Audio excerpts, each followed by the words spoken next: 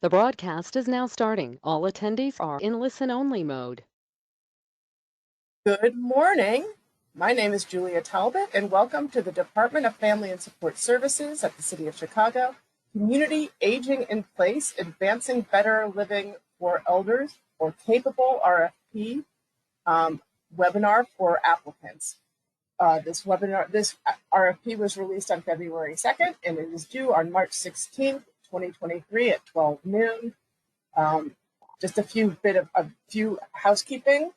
Due to the volume of participants, everybody has been placed on mute. If you're having problems connecting or you're having an issue with your computer or some aspect of this, please submit that through the question box.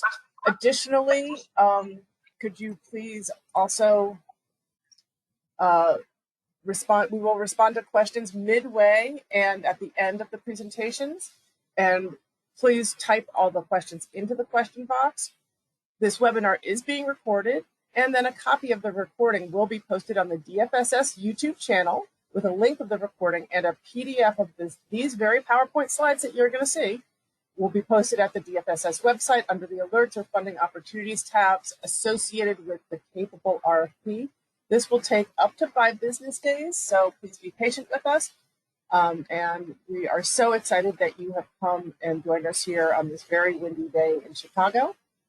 Here is the agenda for today, or for this morning's presentation.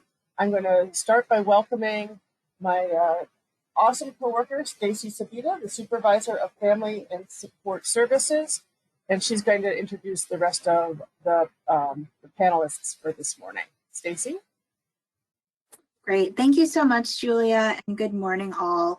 Again, my name is Stacy Subita. I am a supervisor here with the Department of Family and Support Services under the Senior Services Division.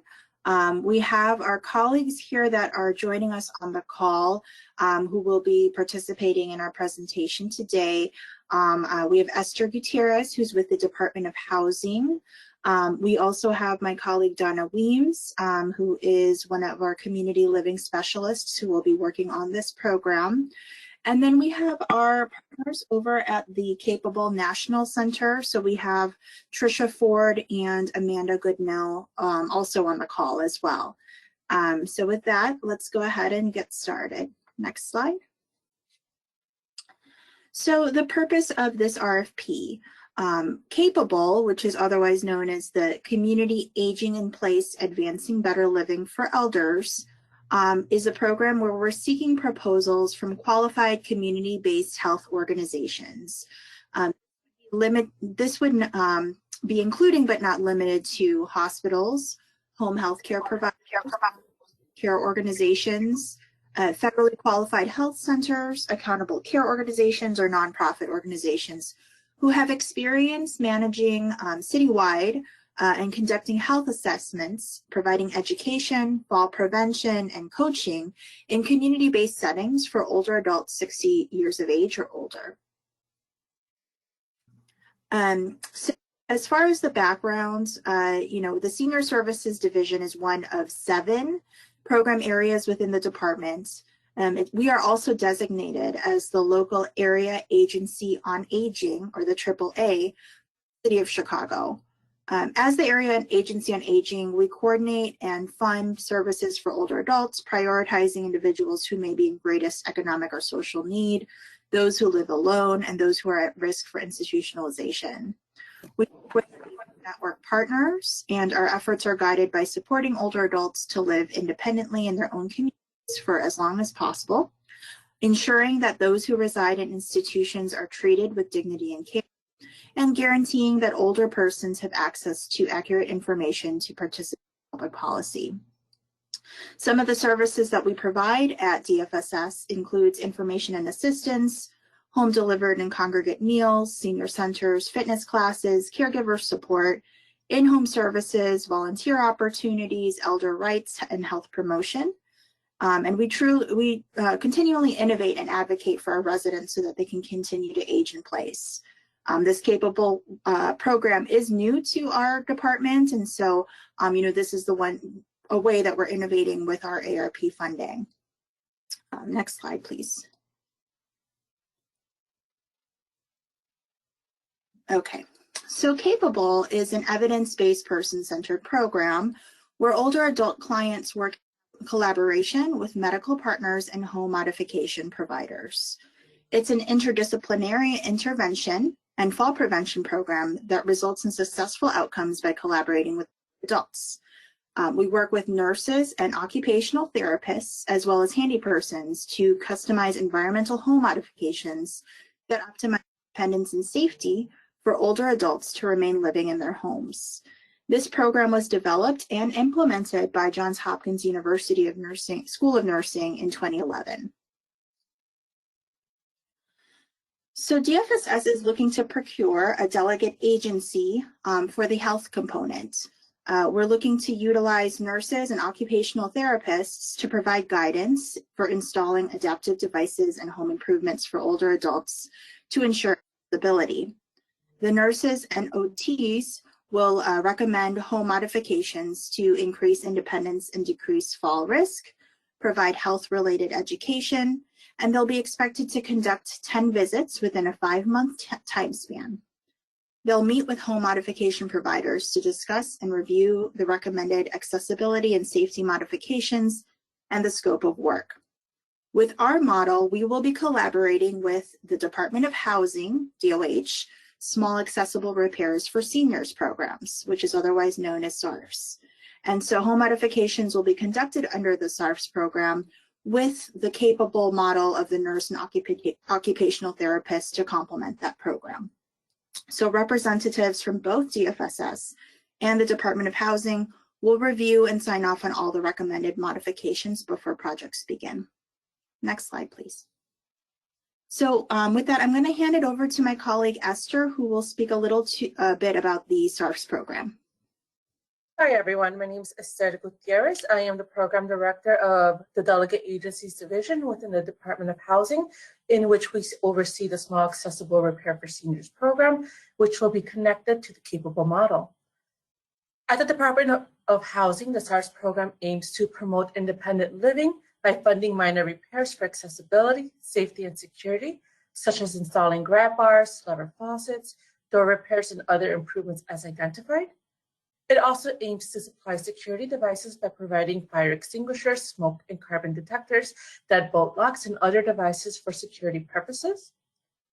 Presently, DOH works with 10 nonprofit Chicago-based delegate agencies to provide the SARF services, of which 5 delegate agencies have been chosen to work collaboratively under the Capable model. SARFs delegate agencies have in-house construction staff or work with reputable subcontractors to complete minor repairs for seniors. Next slide, please. To be eligible for SARFs, seniors must be at least 60 years of age or older, with no more than 80% of the area median income in their household. In addition, the senior must reside in the city of Chicago, and they must be either the owner or renter residing in a 1 of 4 unit building in the city of Chicago. If they are a renter, they must have permission from the landlord, and the landlord needs to certify that they will not increase the rent as a direct result of SARFs improvement. If they're a homeowner, the home must be a detached single-family home, condominium, townhome, duplex, or 2 to 4 unit multi-family home. Thank you. Thanks, Esther. We appreciate your input. So to talk about more of the goals of the Capable program, this program is intended to increase home safety, functionality, senior mobility, and capacity to age in place. We are looking to increase independence and safety with self-care task performance, delay premature nursing home placement, reduce emergency room visits and hospitalizations, reduce fall risk, and reduce social isolation and depression.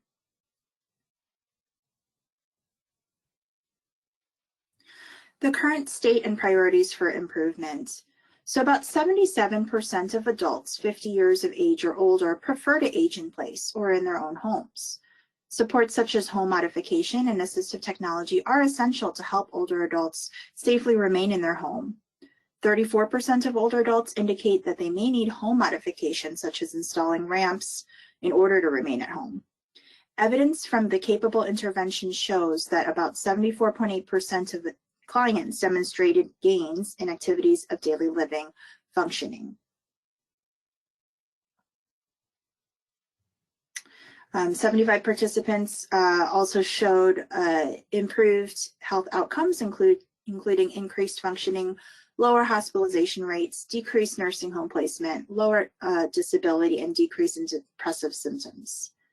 So this program seeks to decrease social isolation and increase engagement, provide education to participants about fall prevention strategies, gain access to medical supports and resources, and recommend environmental modifications. Older Chicagoans to remain at home safely. So our target population, we are following the eligibility requirements of the SARFs program, and so to be eligible for SARFs. This includes older adults 60 years of age or older. For capable, they do have to meet at least one criteria of assistance with activities of daily living. So these are things like needing assistance with bathing, grooming, dressing, mobility, and we are looking at residents who live within the city of Chicago. Again, as my colleague mentioned earlier, we're looking to serve either homeowners or renters who have landlord permission, and they must reside in a 1 to 4 unit building. We are looking for a respondent that will be able to provide capable services citywide to ensure equitable access to all residents. We're looking for a well-developed service delivery plan that includes all regions within Chicago. And as far as the clients, we are going to be working with SARFs with their current operating waiting list. So that will be the starting point for all client referrals participating in the Capable pilot. I do have my colleagues from the Capable National Center on the call. Again, Amanda Goodnow and Tricia Ford. I'm happy to go over the program requirements, but I do welcome them to, to comment if there's additional input that they have on this section. Okay, so we're going to go over program requirements. The selected respondent will be responsible for program management, including outreach, program implementation, retention, and data collection on the impact of programs on clients served. Our goal is to serve at least 50 clients for the full fiscal year citywide. As far as staff training, the Capable National Center will be conducting a training for the selected respondent, the senior services staff, Department of Housing staff, delegate agencies, and any relevant subcontractors. There's a training module available online, home visit simulations, client videos, and a combination of these things. The training is also supported by additional virtual office hours, a listserv, and a review of work orders. Occupational therapists and nurses are also eligible to receive continuing education credits for this. The selected respondent will be expected to establish ongoing in-service training for their staff to recognize clients in need of other DFSS services or referrals for appropriate services. Hey, Stacy, this is Tricia Ford. Yes. Sorry, I didn't respond quick enough. I just want to share that we are here as the Capable National Center to support any of the programs that do become licensed, and we do have an implementation manual that's step by step. So I know you covered all that, but I just wanted to support you to let everyone know that they would not be alone in this process and getting set up. It's a robust implementation manual that we support step by step along the way. Thank you, Tricia. I appreciate that. Mm-hmm. Okay. As far as staff training, again, as she stated in this section, Capable National Center will be able to provide professional assistance to the selected respondent. So they'll be available, to respond to any program questions. There's training that will be available either live or virtual. There will be office hours, and they would be able to kind of review any of our processes. They'll be an integral part of being able to implement this program. They do also conduct an annual provider survey to be able to monitor the capable program implementation fidelity. So as far as our outreach process, as we mentioned, we are partnering with Department of Housing, the SARFS program, who will provide the names and addresses of recommended eligible older adults. They do have a waiting list that they're working off of, and this will be our starting point for the pilot. The selected respondent will also conduct ongoing outreach activities to ensure participation and retention in the program. And so we do ask that, the delegate agency work with our department for community presentations, brochures, flyers, webinar, and social media. Additionally, the respondent must include our information on any outreach materials, and any promotional materials are subject to the approval by our public information officer.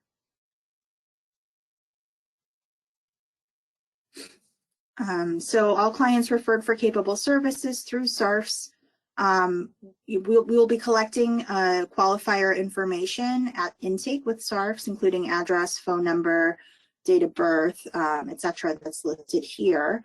And we will provide the information to the DFSS team of eligible program participants who are willing to opt into the program. We're going to be adding the clients to our tracking systems.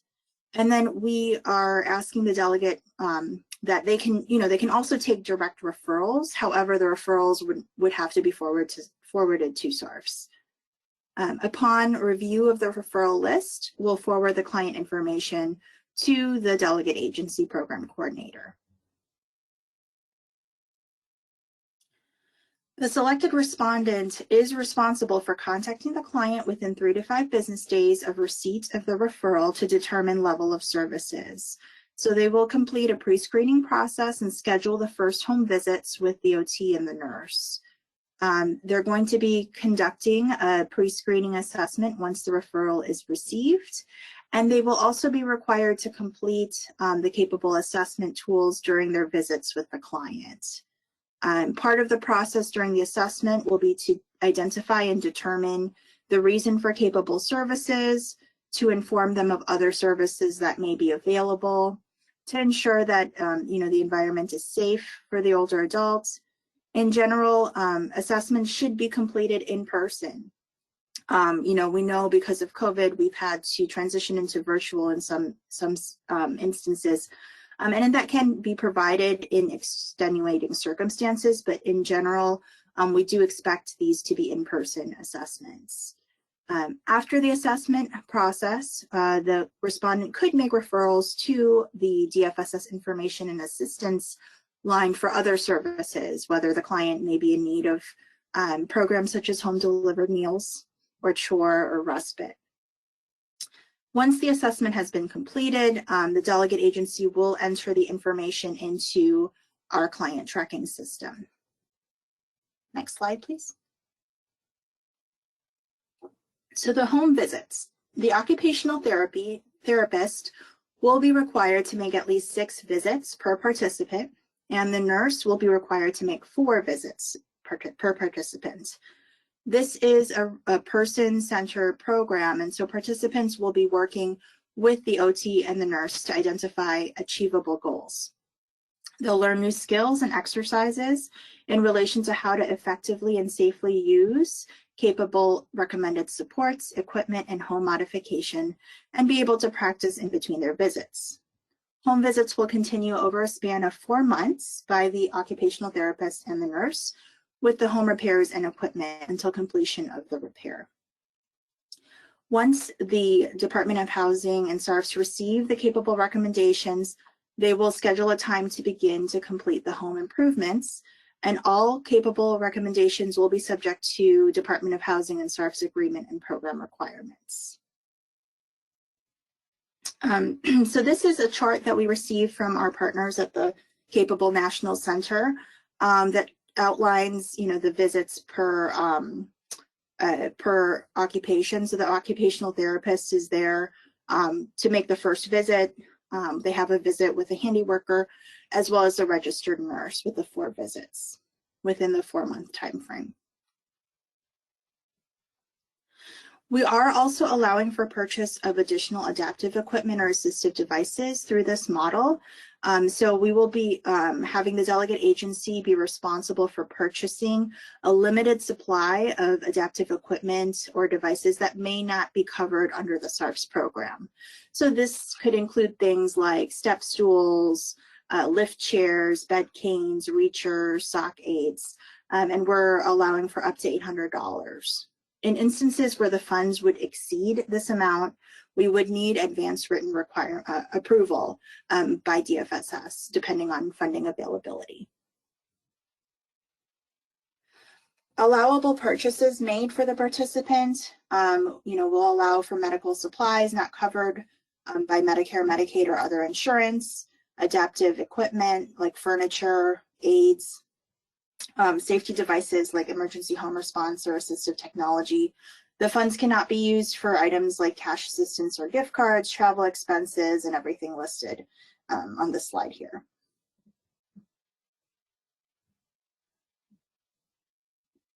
So for our unit of service, we are looking at 1 session per participant with a cap of 10 sessions in a 5-month period. In instances where the clients may exceed the 10 sessions, we would require approval from the program manager with funding availability. But generally this is, for the fidelity of the model, we look at 10 sessions max for the program. Travel, paperwork, planning, administrative duties should be included in the unit rate reimbursement. The first visit is usually about 2 hours, and subsequent visits can last between 1 to 1.5 hours. Again, included are all documentation, coordination, and travel time. And there is also nurse and occupational therapist office hours that occur every week. These are optional but strongly encouraged. As far as staff qualifications, we are looking for the selected respondent to assign and maintain for the duration of the services a staff or qualified and experienced personnel to coordinate and perform the expected services. We are asking for the selected respondent to include any proof of certification, such as resumes, job descriptions, licenses, certifications for any of the staff who would be involved in this pilot. We are requiring that you employ at least 1 registered nurse and 1 occupational therapist, both with previous geriatric experience, and without discipline is preferred, but not required. The handy person component, as we mentioned, would be contracted through the SARFS program through the Department of Housing. We will ask that all selected respondent for this program be background checked according to our policy. And so anyone that is 18 years or older, whether they're staff, volunteers, or consultants, would need to comply with the background check. That includes a fingerprint and criminal background check, a sex offender registry, as well as the Adult Protective Services registry. We also, can include background checks within your budget if that is something you choose to do as well.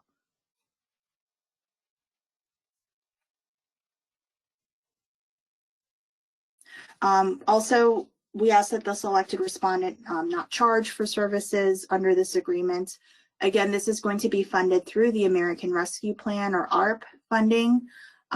Clients could contribute or donate to services if they wish, but it is voluntary, and we would not refuse service if clients wish not to contribute.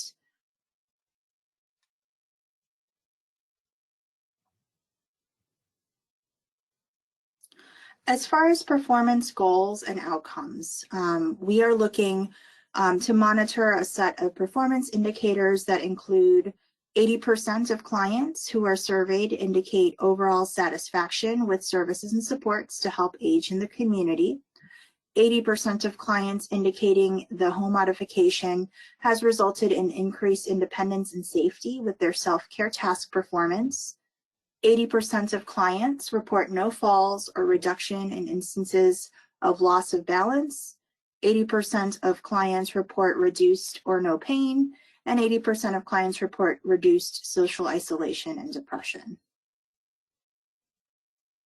The program evaluation questions should include basic questions to collect the information that we listed, And we are also looking at tracking output metrics that include but are not limited to 500 home visits, so 10 visits per 50 clients annually. And we would conduct the home modifications at least 50 households and at least 50 clients served. We are also working with the Capable National Center to complete the annual evaluation, including performance measures about activities of daily living, instrumental activities of daily living, the depression scale, falls efficacy, and everything listed in there as well. In addition to the performance indicators and output metrics listed above, we do encourage respondents to propose additional indicators and metrics to show the participants' progress. We also expect that the selected respondent maintain a confidential file for each client that must be kept in a secure locked space. You can also keep these files electronically and just ensuring the privacy and confidentiality of each client. There should also be a process or mechanism for filing complaints and grievances for service delivery. And so, DFSS reserves the right to create such a mechanism for clients. The selected respondent must submit any complaints to DFSS in a timely manner. Again, we mentioned the evaluation, which will be conducted annually. We also expect that the delegate agency have procedures for evaluating and reporting their client satisfaction and delivery of service. We do have a computerized tracking system that will collect the client data. It is required that all data reporting must be completed by the 5th of the following month to report about the preceding month. And we'll keep track of our units of service, the number of clients served, as well as demographic. And both program and financial reports are required from all of our providers. Senior services reviews are the reports submitted by providers to ensure that the resources have been expended according to your approved budgets. We do also require quarterly or sometimes monthly meetings with the agency to discuss program operations and progress. We do expect attendance to be mandatory and it's not subject to reimbursement. This page here lists all of the required documents that you must submit with your application, including your liability insurance, any board member identification, your SAM certificate, certificate of good standing, and all of this is listed here as well as in the application. We do ask you to submit any resumes or job descriptions as well.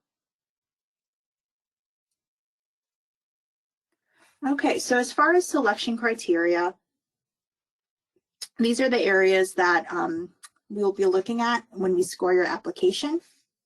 So we look that the respondent demonstrates a clear understanding of who the target population is, including strengths and assets and needs and challenges, that the respondent demonstrate client and community engagement activities, that they have expertise working with the target population and have had relevant capabilities or infrastructure to serve this group, demonstrates a commitment to diversity, equity, and inclusion and access, and that the leadership reflects and engages the diverse people of the community that it serves. We're also looking at organizational capacity. Does the respondent have qualified staff who would be responsible for the program oversight of this program?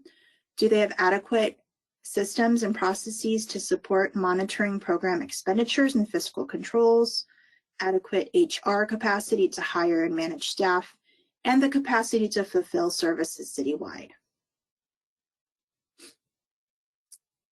We also look at the strength of proposed programs.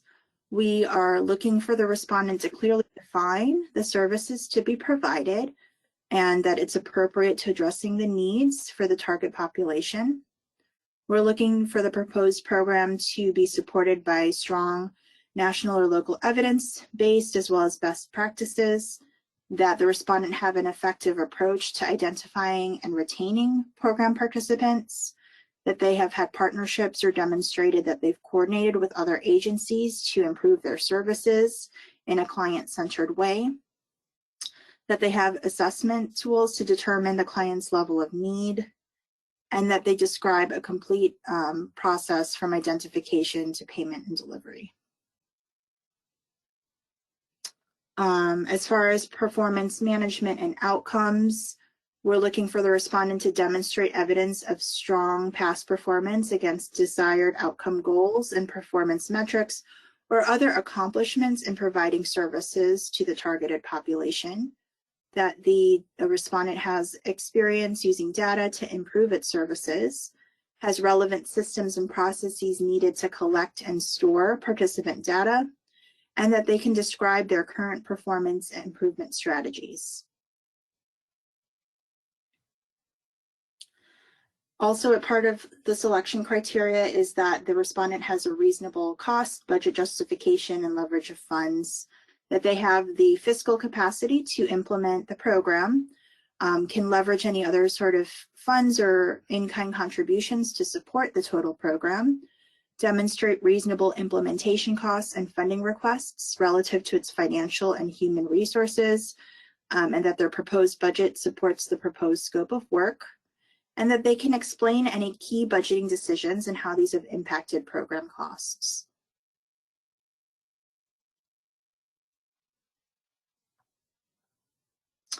So as far as timeline, we released this RFP on February 2nd.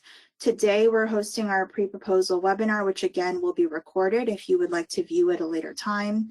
We are looking for the applications to be due on March 16th at noon. And then we're looking to begin the program April 3rd of 2023. So this contract will run, I'm sorry, that should be April 3rd of 2023 through September 30th of 2024. Again, this is an ARP funded program. And so, you know, the first year will be prorated from March through September of 23. And then there'll be a second year from October 1st through September 30th, 2024. The funding will support the nurse and the occupational therapist that will work with the older adults. This funding is through the Department of Aging. We are anticipating selecting one delegate agency who will be awarded up to $191,335 in year one and $307,665 in year two, depending on the size of their proposed program. The total two-year award will be $499,000. And this contract will operate on a reimbursement basis only. No advances will be given. The selected respondent should aim to reach as many older adults as possible and as funds allow. Unduplicated numbers include participants receiving capable services for the first time. Again, this is administered through Department of Family and Support Services through American Rescue Plan funds. And so all guidelines and requirements of DFSS and Older Americans Act must be met. For budgets and cost proposals, please submit only one budget for 1 year. The cost category definitions are attached with the application. And be thoughtful and inclusive when developing your budget. Apply for the program's actual costs. Use reasonable cost question on the application to discuss how you determine the costs reflected in the budget. If you're looking to utilize funding for fringe, please check your calculations. Look at the supplies. Sometimes these are under or over budgeted for, and use appropriate budget columns and show your match.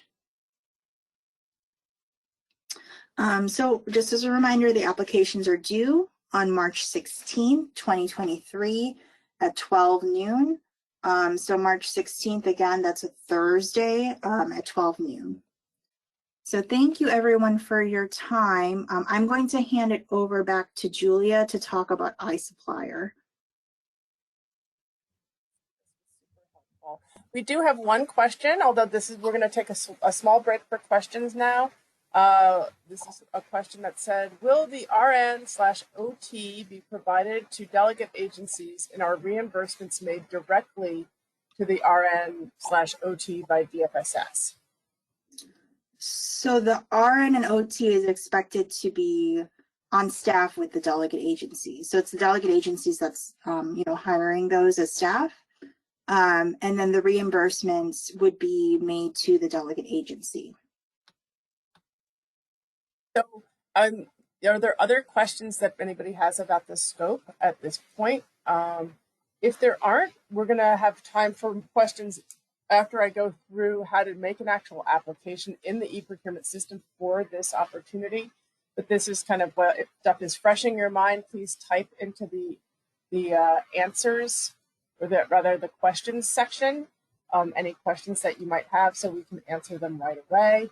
The way it works is everything that's asked in the webinar will be written down, and the answers will be written down, and it will be attached as an amendment to the application or to the RFP that's in e-procurement. And we will be I will be discussing how to accept an amendment as well as how to submit your application a little later in the presentation. Since I'm not seeing anything popping up right away, I'm going to just get into the aspect of how to actually submit an application for this opportunity. We do a lot of RFPs here at DFSS, and so these are kind of just some tips that I've gathered over the years to help people have an easier, smoother, less painful experience working with the City of Chicago's e-procurement system.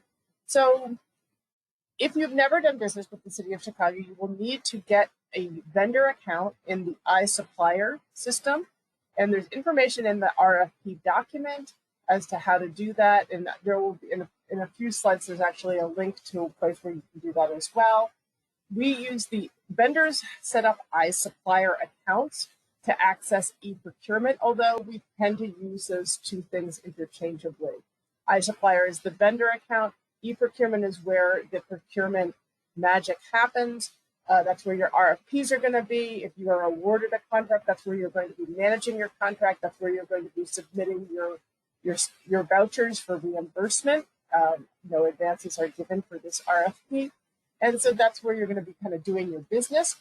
Registering into iSupplier is not like an automatic thing. You have to fill out a little form, and then you are sent like an access code back from the Department of Procurement Services that allows you to go forward and set up an account. This can take anywhere from a day to maybe 5 days. Please, when you're dealing with e-procurement, always remember to check your spam or your junk files, because a lot of times the correspondence from the e-procurement system will end up there. It does for me, and I know, and in fact, it's our system. So I just train yourself to take a look. In terms of preparing yourself to write your application for us, I highly encourage people to look at the RFP document that is attached to the RFP application as one of the attachments, along with our budget sheet, our budget instructions, a couple of other little attachments. But that RFP document, open it up, make it yours, get comfortable with it, and review the narrative that Stacy and company just generously went through. Review the selection criteria, and understand that we build our application questions in alignment with the scope and the selection criteria. We use that selection criteria to develop our evaluation tools. And so if you're having questions about kind of direction or approach, really look at those documents. They're super helpful, and they're out there to help you make a better application. So I always say use the RFP for guidance in formulating your answers. There's a 4,000 character limit, which includes punctuation and spaces for each response in the e-procurement application, which is known as the requirements section, and your application answers are going to be known as quote values, but we'll get into that a little later. E-procurement has its own set of its own kind of glossary of terms, none of which I find to be intuitive, but after a while, you'll get used to thinking of your answers as quote values, I suppose. So each response, each quote value is allotted 4,000 characters. The system is not going to count that for you. Also, when you hit send, you are not going to be able to access your application except as a PDF. So if you want to use that language again, I really encourage people to do your answers offline. put them into a Word document that's going to do the character counts for you, and then cut and paste, because then you know what you submitted. You have a manipulatable copy of it if you want to use it for something else, Christmas cards, or I guess it's Mardi Gras coming up, you can use it for something else, and then you have it. There are sometimes people that have been awarded contracts, and then we have to go and pull an application for them because they actually didn't have a copy of what they submitted, and it will be a few weeks before we tell you if you've been chosen, and I'm sure we will have perhaps forgotten some of the details, the fine details that you included. A final word of advice is when you're working in e-procurement, do not use the back button on your browser.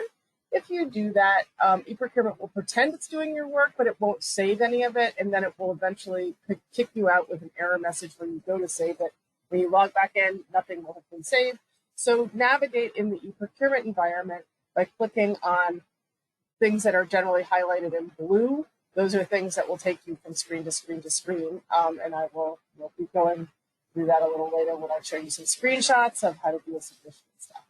So if you going to go forward, if you're doing multiple applications, which I don't think would be happening for this particular RFP, but just in case you decide you want to do more than one application for us, please remember or understand that you can't submit 2 applications in e-procurement under the same address, the same user account.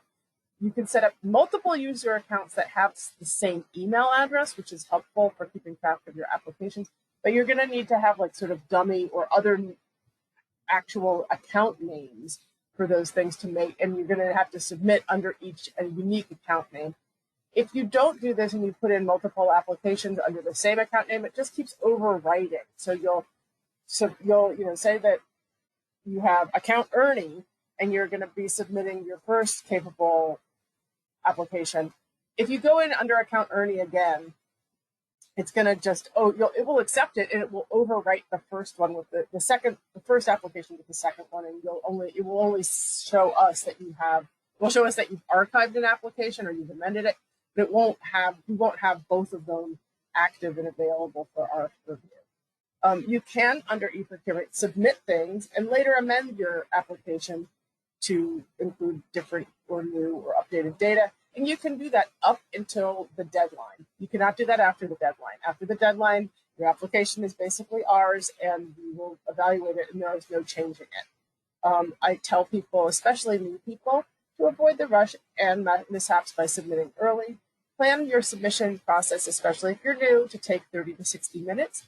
And please, please, please do this way before the deadline. I tell people to try to get your stuff in the day before the deadline, even, because late applications are not going to be accepted unless we re-release the RFP. We don't do late applications, and we don't want you to miss out on these opportunities. And I do a lot of RFPs a year, and every year I have a handful of people who literally have everything lined up, and they're not able to they aren't in the pool for us to review because they were not able to navigate the application questions or resolve the inevitable error messages that you get successfully and in time. Try to do this a day before. A lot of times what happens is you're not the only person submitting an application at the particular time. You're not the only person who might sometimes have multiple applications due at the same time on the same day. And we have resources, but they are not infinite resources to help you. If you call me at 11:40 with a big problem, I probably am not going to be able to solve it in 20 minutes. A small problem perhaps, but not a big one. So do yourself a favor, submit this a day early, and that way it will be a more pleasant experience for everyone. As I said, late applications are not going to be accepted. We really can't accept them. And then if you're having issues, make use of the e-procurement helpline. It's 312-744-4357 or 744-HELP. The helpline operates Monday through Friday, 9 to 5 during business hours. You can also call me. I don't have as high a level of access into the e-procurement system, but I have plenty of slides and instructions, and I'm more than happy to help you get through this aspect of the application. And as I always say, kind of my mantra would be save often, submit early. So save your work often in the e-procurement environment and submit it early. I know that the due date is March 16th. Aim for March 15th. Tell people that it's due March 15th. So in terms of if you're looking for other opportunities to work with DFSS, you can always go to the DFSS webpage, and under the alerts or the funding opportunities section, you're going to see what our RFPs are open. Thanks to ARP money this year, we have quite a few RFPs open. So check us out. If you're having questions with iSupplier, call customers, call that help number, or you can email them at customersupport@cityofchicago.org. All of these numbers and stuff are in the RFP document. They are also going to be posted on the DFSS website as part of the packet that will post, the webinar link and then the slides. And then if you really are a person that does not want to talk to people about your issues and you prefer to just kind of look through YouTube videos or PowerPoint snapshots, there's a lot of training materials on the internet.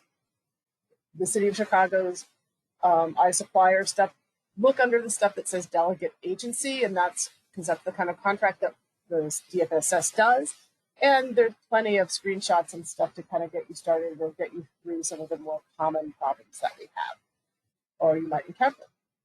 So moving on, we're going to talk about how to accept an amendment. As I mentioned, we do amendments pretty much for every RFP at DFSS. Those amendments capture the questions in the webinar. If we need to make any corrections, if we need to extend the date, that's when we're going to do an amendment. So the first thing you're going to do is if you're not going to be able to actually work on an application without accepting the amendment if one has been posted. So in this case, here's the screen that you would get should you need to accept an amendment. You can see here, if you want to look at the amendment, which I highly recommend that you do, you're going to hit View Amendment History. In the case that you were just trying to start an application, there was no amendment, you would have clicked this Create Quote and the Go button, and that's how you would start an application. So we're going to pretend that we have clicked here on the View Amendment History, and then that's going to take us to this screen, which is where you begin the acceptance and acknowledgement process. If you want to look at the RFP itself, you're going to click on this document number. You can see here in this middle column, there's an amendment description. That's kind of like a little one sentence that talks about what's being amended. 9 times out of 10 for us, it's going to be the questions received in the webinar and the answers. To review the changes, you can click on this little eyeglass button under Review Changes. And when you have familiarized yourself with what the contents of the amendment and you're ready to start the acceptance and acknowledgement, you're going to hit this button 3, Acknowledge Amendments, and that will take you to this screen. At this screen, you're going to accept the terms and conditions of the RFQ, and you're also going to acknowledge the change made to the RFQ document. And after you check the box, you're going to hit Acknowledge. And acknowledgement is going to send you to this screen where you are going to confirm your acknowledgement of the amendment, because we want to make really sure that you know that you are in agreement with this amendment. You've brought it into your life. You've made room for it in your heart. This is going to be a confirmation. I don't know why, quite frankly, anybody would ever check no, but you do have a no option, so you have a choice. Hit yes, and that will take you to the final screen where you're going to accept the terms and conditions. You have to click this little box in the bottom saying that you have read and accepted the terms and conditions, which are above. And then after that, you're going to click accept, which is you can see either on the top or the bottom of the right-hand side. And so this is the final step in acknowledging and accepting your amendment. After you've clicked through these screens, you're now going to be able to go back and either continue the work that you were doing prior to the amendment, or you can now start your application. If you have been working prior, you had started stuff prior to the amendment being posted, the action of accepting the amendment is going to bring forward all of your work that you had done from the prior, in the previous RFP, the non-amended RFP, will bring it forward into the new RFP, amended RFP environment, so that you can continue working and not have to redo stuff. So that is how you're going to accept an amendment. The second thing that I really want to talk about is how to submit an application. This is super exciting. Everybody hopefully will be submitting an application to DFSS at some point. I think you all should. So this is going to continue, like, we're in the future. You are so early. You love your application. You've answered everything perfectly. It's a great day. It's probably, we're going to have a rare moment of direct sunlight. And you're going to save your draft one more time, because why not save your draft one more time? And then to start the application submission process, you're going to hit this continue button. When you do hit the continue button, you're going to, the e-procurement system is going to do a scan of all of your, it's going to do a scan of all of your application, and it's going to come up with some errors. I'm going to go through the two common error messages that you get. So it says if you are missing information, you're going to be given an error message on the top of the page. It's not uncommon to get like 6 of these. This one is a very common one. It's like the RFT control requires you to quote on all lines. At this point, you're going to look, and you're going to see here, right under here, there's this header, and then there's lines. You're going to click on the lines tab. We have lines for, it's part of the budget process that we actually don't use, but the e-procurement system does ask that you put placeholder numbers in all of the lines.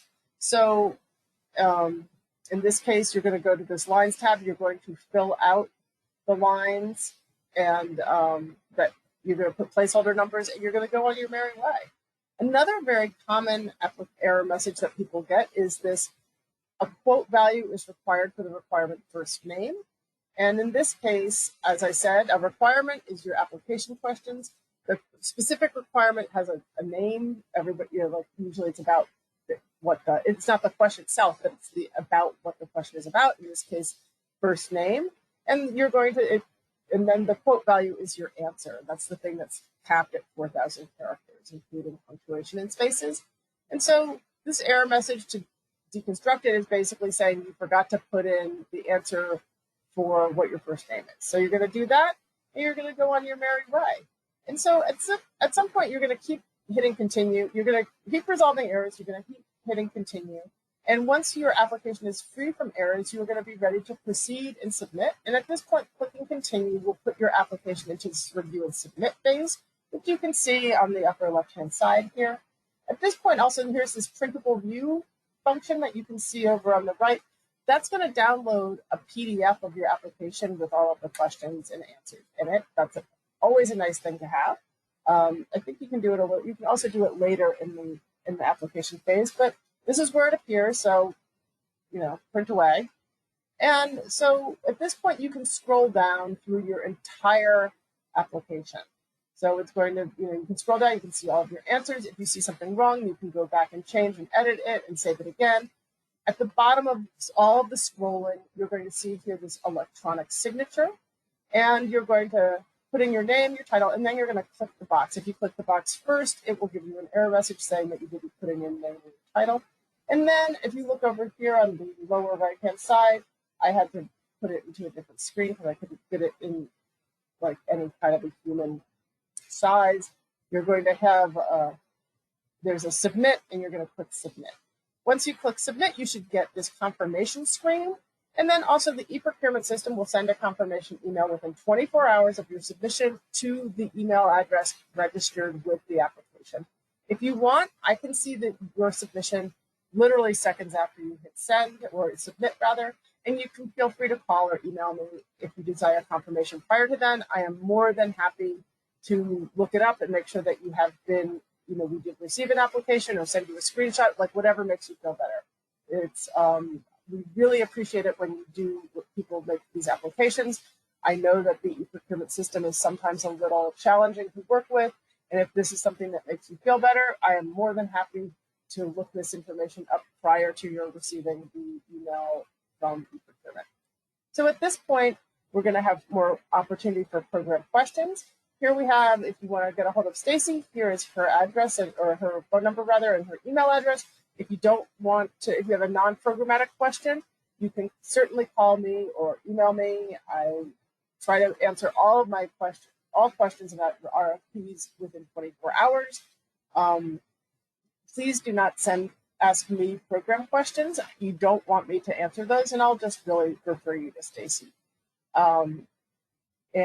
So that's that. So now we're pretty much done with the presentation about the Capable program. I don't know if anybody has final comments from the panel, or this is also another time for people to present or to ask us questions that they have about any aspect of making their application or the program model itself. Stacy, do you have any final comments or comments that you'd like to share? I don't, but if there's anyone from the rest of the team that has final comments, I know, again, we have DOH on as well as the Capable National Center. Hi everyone, this is Esther Gutierrez from the Department of Housing. I don't have any final comments, but Stacy, feel free to publish my email address in the event anyone on today's presentation has any questions in regards to the SARS program. Absolutely. This is Tricia from the Capable National Center. We don't have any other comments as well, but definitely available for any questions someone may have about the program. We'll make sure that we make the contact information available as part of the amendment. So I'm not seeing any more questions in the question box for anybody. If that is the case, I think that we're going to conclude the webinar unless there's, here's a question. Thank you for the heads up. So yeah, we can, this is the time. Question incoming. Here we go. If there is no RN currently in the agency, how do we write that in the application? I mean, you would need to demonstrate that you would be hiring for that position. I would include a job description in there as well. It is a requirement for this program to be able to hire a registered nurse, at least one.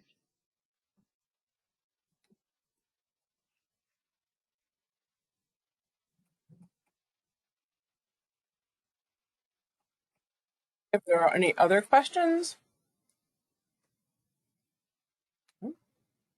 and if there are no other questions, then I think we'll conclude this webinar. Thank everybody so much for coming. I am so excited that we have so many panelists from so many different places. That's really cool. And here we go. Was it sustainable for the OT and RN to do this part-time? Yes. And I don't know if anyone from Capable want to talk about some of their other models, whether or not those staff members do it part-time. Hi, this is Amanda with the Capable National Center. And yes, sometimes the staff, the OT or the RN are full-time with the agency. Sometimes they're paid per visit. It really just depends on what your capacity is. So a lot of times if they are full-time, then they're probably, let's say it's a home health agency, then that nurse or OT is also completing home health visits at the same time as they're implementing the Capable program as well. But then other agencies just hire on those clinicians for a per visit rate to implement the Capable program.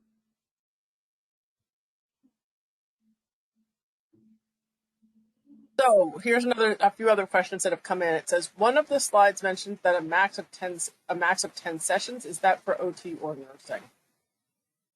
So it's 4 visits from the nurse and 6 visits from the OT. So that would be 10 sessions for, all together.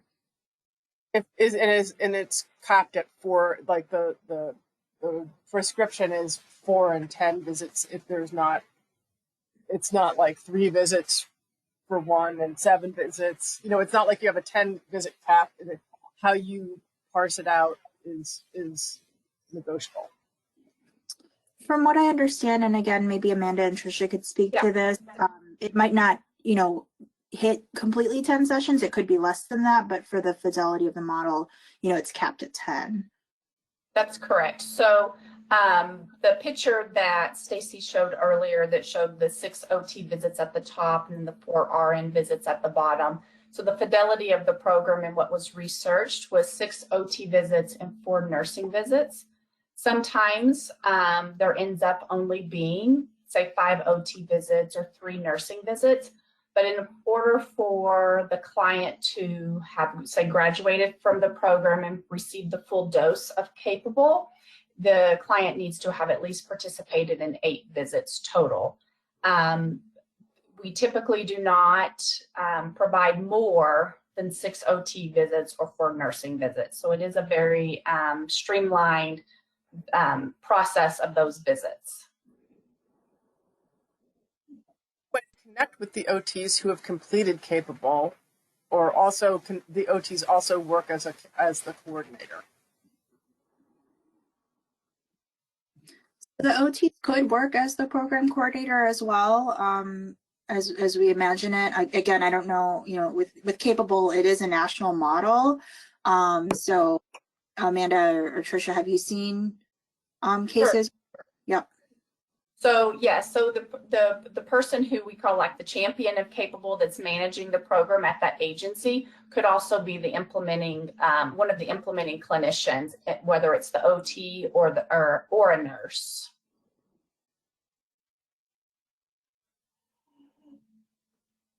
And I think there was another question about connecting with OTs who have completed Capable. And on the website, it does list other locations on the Capable website where this program has been implemented. And I put the Capable National Center's email address in the chat, so you could always reach out to us and we can discuss those connections and provide you like a Capable overview and things like that.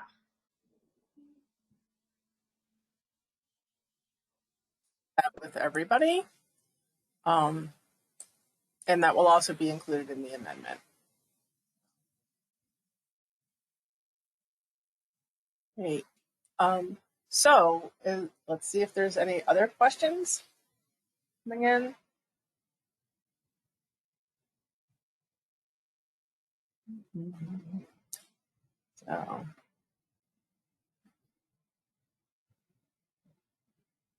Okay. So let's just see. We'll give it a couple seconds here. I think most of us here are in Chicago. Capable, I understand that you guys are outside of the Chicago area. How's your weather?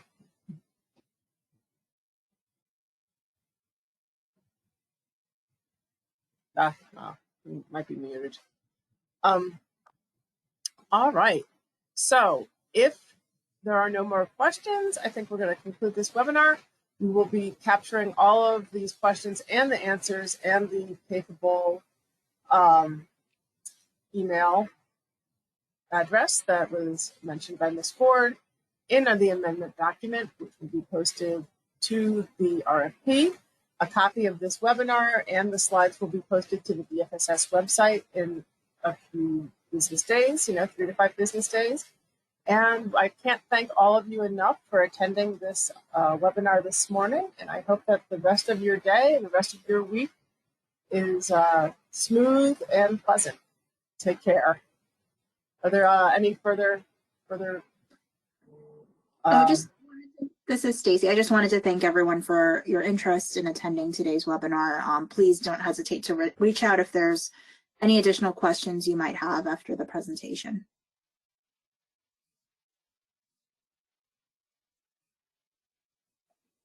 Have wonderful days and wonderful weeks, and stay warm and out of the wind or dry. Take care. Thanks, everyone.